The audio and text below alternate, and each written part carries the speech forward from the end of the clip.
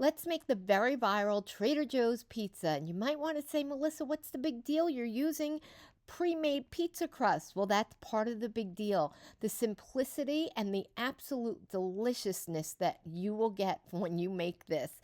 So we're going to start off with the pizza crust and a container of the garlic spread dip. That entire container was enough for both of my crusts. Get a jar of the Rosatelli pasta sauce. Measure with your heart. I did not use the complete jar for both of these pizzas.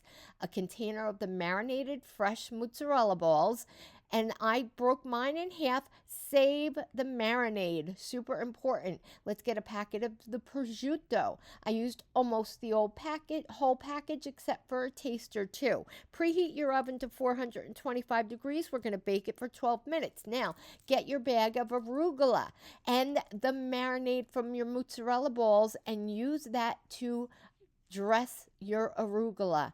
Put your arugula on top of your pizza. Finish it off with some balsamic glaze. You have got one of the most delicious pieces of pizza you will have ever tasted. I hope you love this.